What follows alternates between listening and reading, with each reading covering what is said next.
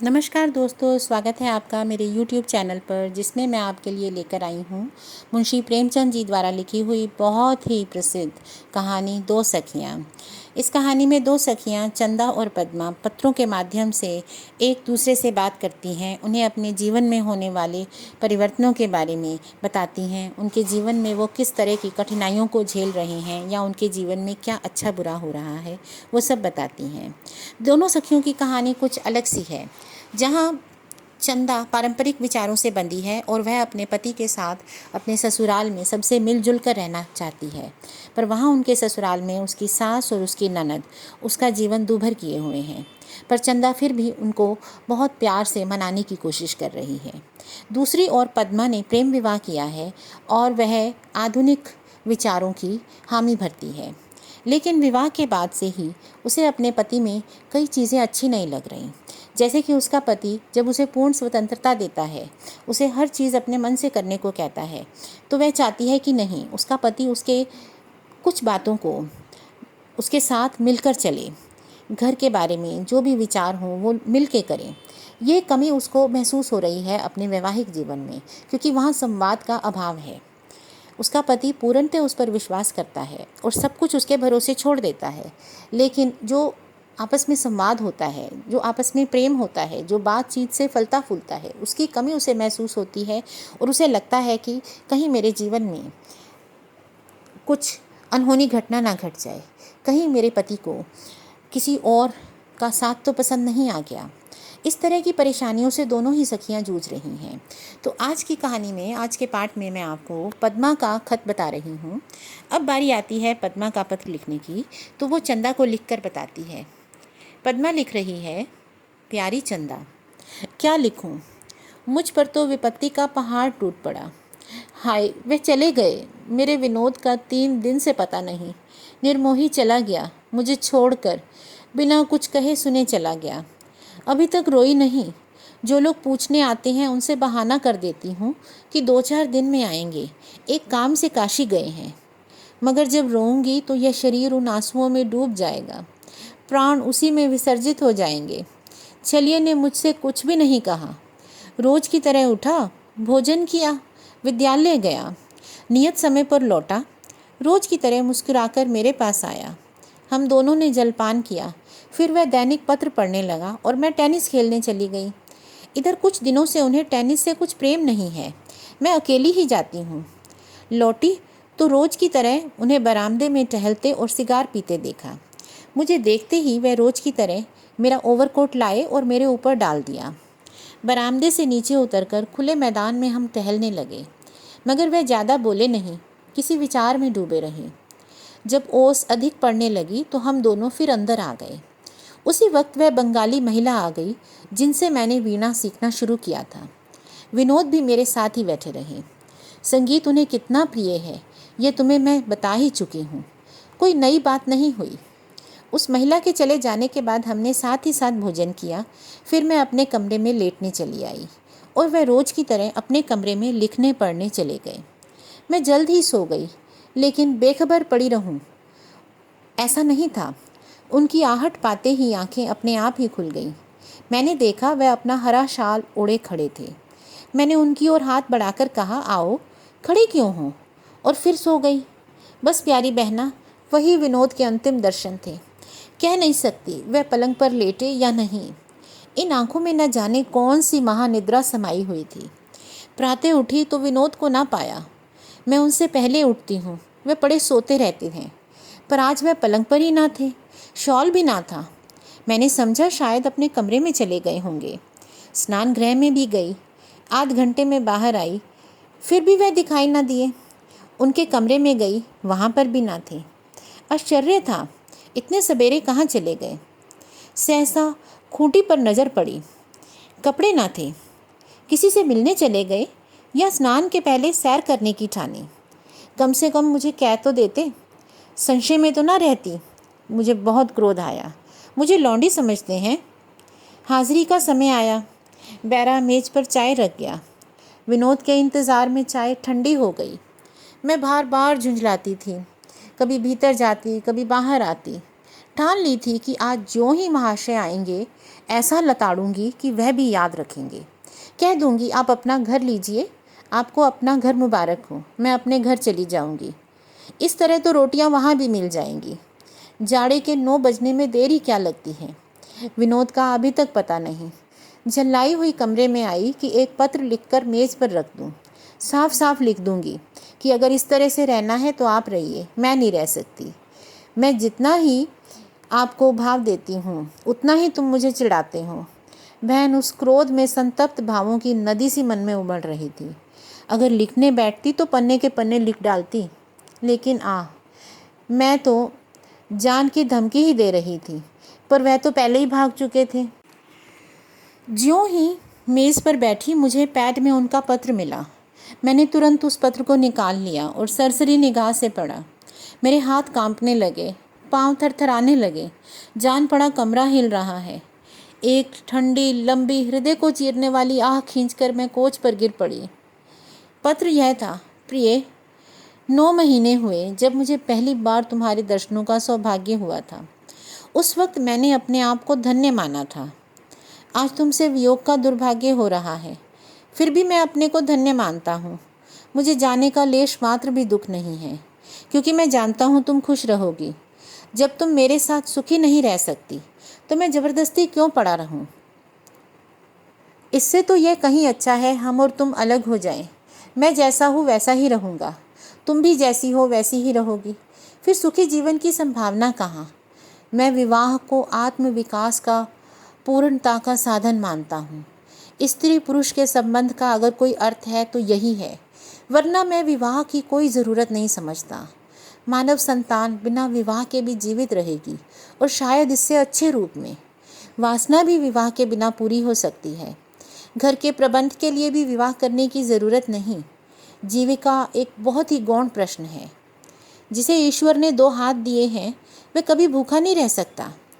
विवाह का उद्देश्य यही और केवल यही है कि स्त्री और पुरुष एक दूसरे की आत्मिक उन्नति में सहायक हों।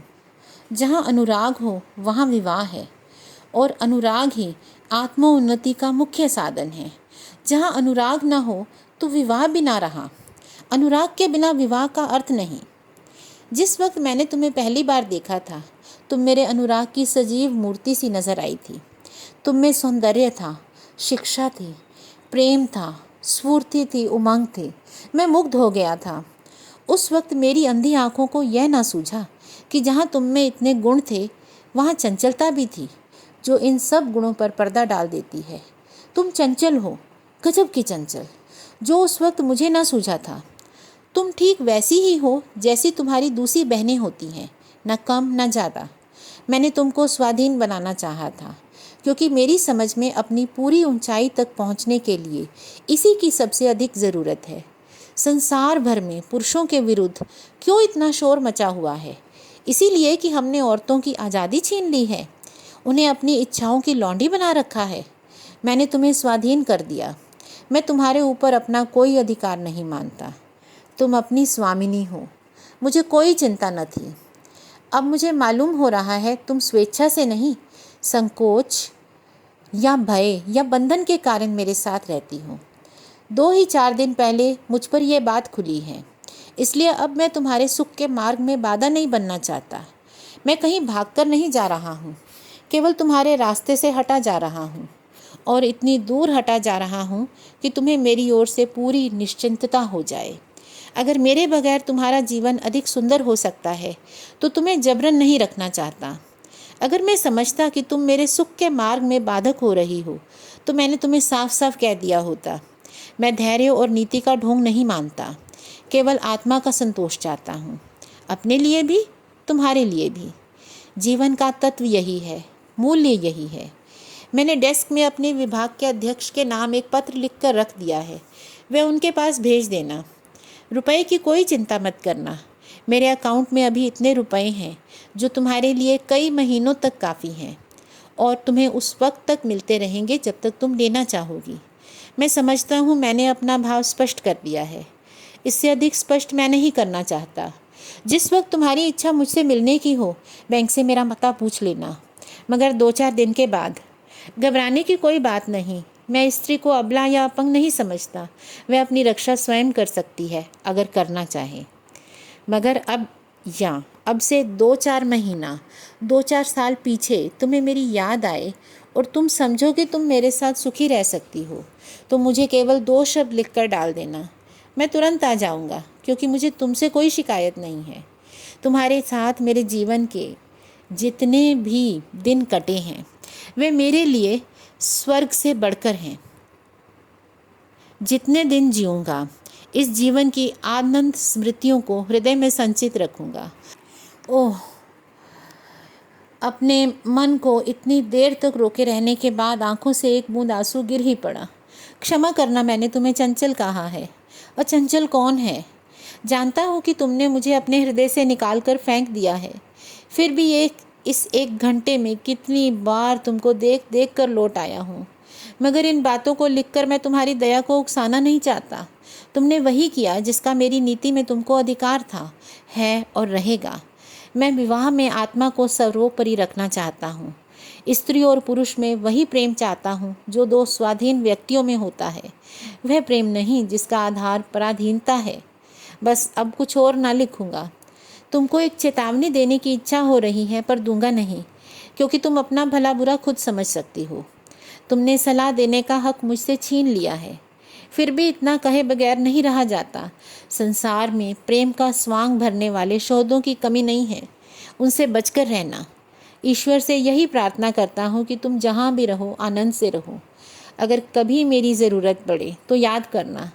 तुम्हारी एक तस्वीर का अपहरण किए जाता हूँ, क्षमा करना। क्या मेरा इतना भी अधिकार नहीं? हाय, जी चाहता है एक बार फिर देख आऊँ, मगर नहीं, अब नहीं आऊँगा। तुम्हारा ठुकराया हुआ विनोद। यह पत्र पढ़कर पद्मा अपनी सखी को लिखती है, बहन, ये पत्र पढ़कर मेरे चित्त की जो दशा हुई है उसका तुम अनुमान कर सकती हो। रोई तो नहीं, पर दिल बैठा जाता है। बार बार जी चाहता है विष खाकर सो रहूं। 10 बजने में अभी थोड़ी ही देर है। मैं तुरंत विद्यालय गई और दर्शन विभाग के अध्यक्ष को विनोद का पत्र दिया। विनोद का पत्र पढ़कर वह बोले, आपको मालूम है वह कहाँ गए हैं और कब तक आएंगे? इसमें तो उन्होंने केवल 1 मास की छुट्टी मांगी है। मैंने बहाना किया कि वह किसी आवश्यक काम से काशी गए हैं और निराश होकर लौट आई। मेरी अंतरात्मा सहस्त्रों जीवा बनकर मुझे धिक्कार रही है। कमरे में उनकी तस्वीर के आगे घुटने टेक कर मैंने जितने पश्चातापपूर्ण शब्दों में क्षमा मांगी है, वह अगर किसी तरह उनके कानों तक पहुंच सकती तो उन्हें मालूम होता कि उन्हें मेरी ओर से कितना भ्रम हुआ है। तब से अब तक मैंने कुछ भोजन नहीं किया, ना ही 1 मिनट सोई हूँ। विनोद मेरी क्षुधा, मेरी निद्रा अपने साथ लेते गए हैं। शायद इसी तरह 10-5 दिन उनकी खबर ना मिली तो प्राण भी चले जाएंगे। आज मैं बैंक तक गई थी। यह पूछने की हिम्मत ना पड़ी कि विनोद का कोई पत्र आया है। वे सब क्या सोचते कि यह उनकी पत्नी होकर हमसे पूछ रही है। बहन, अगर विनोद ना आए तो क्या होगा? मैं समझती थी वे मेरी तरफ से उदासीन हैं, मेरी परवाह नहीं करते, मुझसे अपने दिल की बातें छिपाते हैं। उन्हें शायद मैं भारी हो गई हूँ। अब मालूम हुआ कि मैं कैसे भयंकर भ्रम में पड़ी हुई थी। उनका मन इतना कोमल है, यह मैं जानती तो उस दिन क्यों भुवन को मुँह लगाती। मैं उस अभागे का मुँह भी न देखती। उस वक्त जो उसे देख पाऊँ तो शायद गोली मार दूँ। जरा तुम विनोद के पत्र को फिर पढ़ो बहन। आप मुझे स्वाधीन बनाने चले थे। अगर स्वाधीन बनाते थे तो भुवन से जरा देर मेरी बातचीत कर लेना। क्यों इतना आखरा? मुझे उनकी अविचलित शांति से चिढ़ होती थी। वास्तव में उनके हृदय में इस रात की बात ने जितनी अशांति पैदा कर दी, शायद मुझ में न कर पाती। मैं किसी रमणी से उनकी रुचि देखकर शायद मुंह फुला लेती, ताने देती, खुद रोती, उन्हें रुलाती, पर इतनी जल्दी भाग न जाती। मर्दों का घर छोड़कर भागना भी तो आज तक नहीं सुना। औरतें ही घर छोड़कर मैके जाती हैं, या कहीं डूबने जाती हैं, या आत्महत्या करती हैं। पुरुष तो वहाँ बैठे मूँछों पर ताव देते रहते हैं, मगर यहाँ तो उल्टी गंगा बह रही है। पुरुष ही भाग खड़ा हुआ। इस अशांति की था कौन लगा सकता है? इस प्रेम की गहराई को कौन समझ सकता है? मैं तो अगर इस वक्त विनोद के चरणों पर पड़े पड़े मर जाऊं तो समझूं मुझे स्वर्ग मिल गया। बस इसके सिवा मुझे अब और कोई इच्छा नहीं है। इस अगाध प्रेम ने मुझे तृप्त कर दिया। विनोद मुझसे भागे तो, लेकिन भाग न सके। वह मेरे हृदय से, मेरी धारणा से इतने निकट कभी न थे। मैं तो अब भी उन्हें अपने सामने बैठा देख रही हूँ। क्या मेरे सामने फिलॉसफर बनने चले गए थे? कहाँ गई आपकी वह दार्शनिक गंभीरता? यूँ अपने आप को धोखा देते हो, यूँ अपनी आत्मा कुचलते हो। अब की तो तुम भागे, लेकिन फिर भागना तो देखूंगी। मैं न जानती थी तुम इतने चतुर बहुरूपीय हो। अब मैंने समझा, और शायद तुम्हारी दार्शनिक गंभीरता को भी समझ में ले लिया, कि प्रेम जितना सच्चा, जितना हार्दिक होता है, उतना ही कोमल भी होता है। वह विपत्ति के उन्मत्त सागर में थपेड़े खा सकता है, पर अवहेलना की एक चोट भी नहीं सह सकता। बहन, बात बड़ी विचित्र है, पर है सच्ची। मैं इस समय अपने अंतःस्थल में जितनी उमंग, जितने आनंद का अनुभव कर रही हूँ, याद नहीं आता कि विनोद के हृदय से लिपट कर भी कभी पाया हो। तब पर्दा बीच में था, अब कोई पर्दा नहीं है। मैं उनको प्रचलित प्रेम व्यापार की कसौटी पर कसना चाहती थी। यह फैशन हो गया है कि पुरुष घर में आए तो स्त्री के वास्ते कोई तोहफा लाए।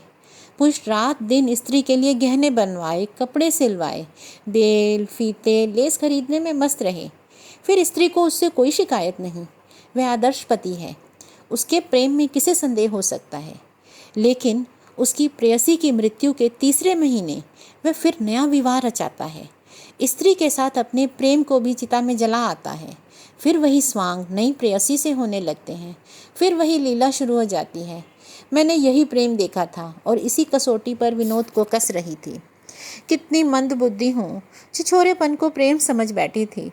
कितनी स्त्रियां जानती हैं कि अधिकांश ऐसे ही गहने, कपड़े और हंसने बोलने में मस्त रहने वाले जीव लंपट होते हैं। अपनी लंपटता को छिपाने के लिए वह स्वांग भरते हैं। कुत्ते को चुप कराने के लिए उसके सामने हड्डी के टुकड़े फेंक देते हैं। बेचारी भोली भाली उसे अपना सर्वस्व देकर खिलौने पाती है और उन्हीं में मग्न रहती है। मैं विनोद को भी उसी कांटे पर तोल रही थी। हीरे को साल के तराजू पर रख देती थी। मैं जानती हूँ, मेरा दृढ़ विश्वास और वह अटल है कि विनोद की दृष्टि कभी किसी स्त्री पर नहीं पड़ सकती। उनके लिए मैं हूँ, अकेली मैं हूँ। अच्छी हूँ या बुरी हूँ, जो कुछ भी हूँ, मैं हूँ। बहन, मेरी तो मारे गर्व और आनंद से छाती फूल उठी है। इतना बड़ा साम्राज्य, इतनी अचल, इतनी स्वरक्षित किसी हृदयेश्वरी को नसीब नहीं हुई होगी। मुझे तो संदेह है, और मैं इस पर भी असंतुष्ट थी। यह न जानती थी कि ऊपर बबूले तैरते हैं, मोती समुद्र की तह में मिलते हैं। हाय, मेरी इस मूर्खता के कारण मेरे प्यारे विनोद को कितनी मानसिक वेदना हो रही होगी। मेरे जीवन धन, मेरे जीवन सर्वस्व न जाने कहाँ मारे मारे फिरते होंगे, न जाने किस दशा में होंगे, न जाने मेरे प्रति उनके मन में कैसी कैसी शंकाएं उठ रही होंगी। प्यारे, तुमने मेरे साथ कुछ कम अन्याय नहीं किया। अगर मैंने तुम्हें निष्ठुर समझा तो तुमने तो मुझे उससे कहीं बदतर समझा। क्या अब भी पेट नहीं भरा? तुमने मुझे इतनी गई गुजरी समझ लिया कि उस अभागे भुवन में मैं उसको देखूंगी। मैं ऐसे 1,00,000 भुवनों को तुम्हारे चरणों पर भेंट कर सकती हूँ। मुझे तो संसार में ऐसा कोई प्राणी ही नज़र नहीं आता जिस पर मेरी निगाह उठ सके। नहीं, तुम मुझे इतनी नीच, इतनी कलंकिनी नहीं समझ सकते। शायद यह नौबत आती तो तुम और मैं, दो में से एक भी इन संसार में न होता। बहन, मैंने विनोद को बुलाने की, खींच लाने की, पकड़ मंगवाने की एक तरकीब सोची है। क्या कहूँ, पहले ही दिन यह तरकीब क्यों न सूझी। विनोद को दैनिक पत्र पढ़े बिना चैन नहीं आता, और वह कौन सा पत्र पढ़ते हैं मैं ये भी जानती हूँ। कल के पत्र में यह खबर छपेगी, पद्मा मर रही है, और परसों विनोद यहाँ होंगे। रुक ही नहीं सकते। फिर खूब झगड़े होंगे, खूब लड़ाइयाँ होंगी।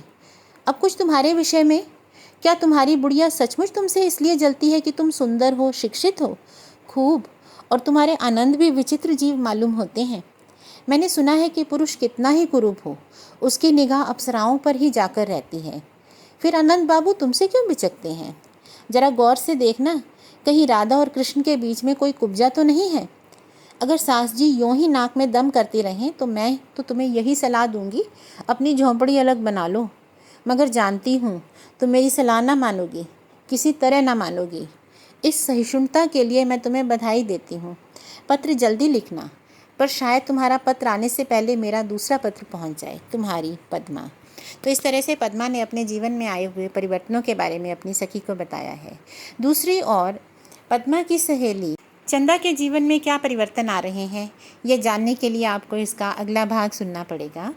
तो इसके लिए आप मेरे चैनल को प्लीज़ लाइक, शेयर और सब्सक्राइब करें। अगर आपको ये कहानियाँ अच्छी लगती हैं तो आप इस चैनल पर जाकर और भी कई कहानियाँ सुन सकते हैं। मैंने इसमें अब तक मुंशी प्रेमचंद जी की कई जगत प्रसिद्ध कहानियाँ अपलोड की हुई हैं।